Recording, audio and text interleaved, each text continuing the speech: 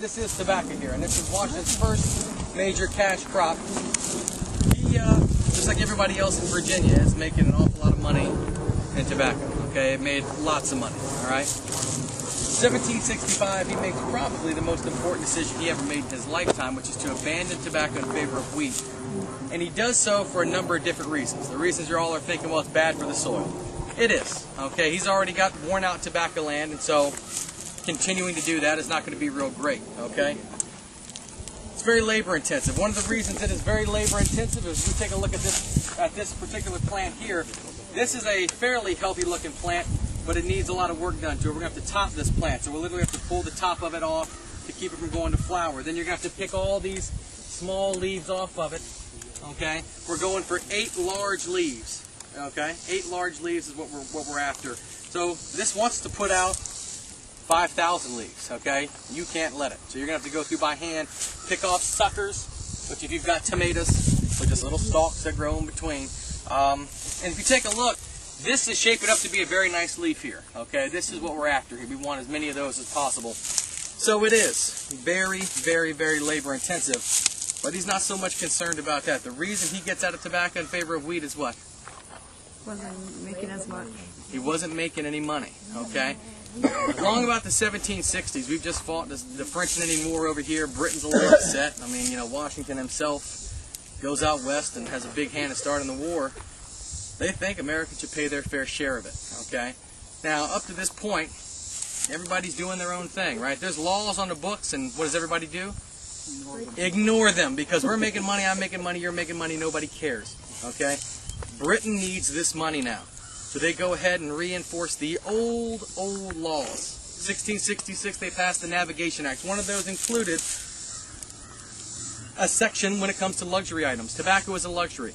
By law, it has to go to England in exchange for English goods, aboard an English ship, sailed by an English sea captain, paying English insurance and English duties. Okay? What do you have to exchange it for? English goods that have to come back to you on an English ship.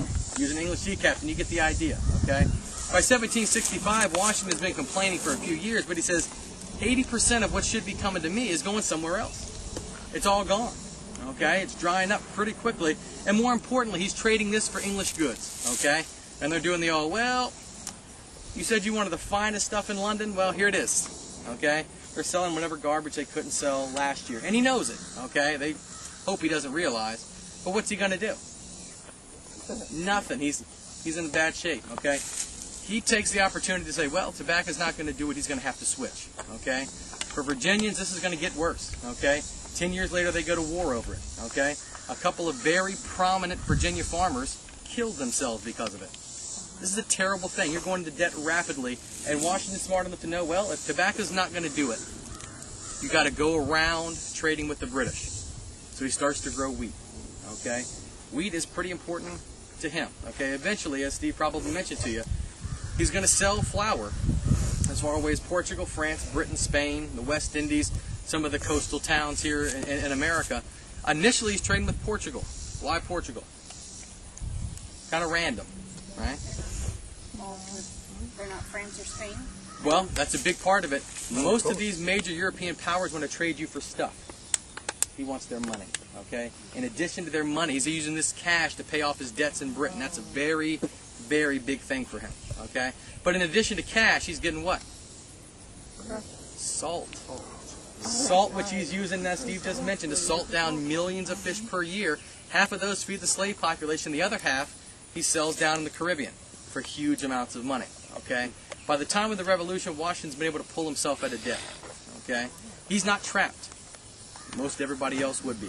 Okay. Most everybody else is. And Jefferson's the most telling. He spends money going like he's going out of style. At the end of the Revolution, after the treaty signed, and we say, well, all the money you owed to Britain, you have to pay back. Jefferson says, well, if we had to pay the money back, why did we fight the war? What was the point? Most of these guys are trapped, and there's nothing they can do about it. Washington, because he gets out of tobacco in favor of wheat, he's on a roll, okay? But there's a problem. He'd been gone 8.5 years. The war is over with. His farm is salvaged. But what does it look like when he comes home? Wrecked. It's wrecked. Yeah, he's been gone 8.5 years. Lund Washington was a decent farm manager, okay? But without Washington being here, a lot of the stuff he hoped to have done wasn't done. So now he's going to have to make up for lost time. He's going to have to rethink a lot of what he's been doing. That's when you start to see this 7-year crop rotation come into place, okay? He's corresponding with anybody and everybody he could about what to do with his farmland, okay? One of the things he hits upon, there was an English method of rotating crops which had a 5-year rotation, and Washington looks at it and says, well, I just don't think that's going to be enough. I don't think that's going to do what I need to do here. So he expands on it and turns it into a 7-year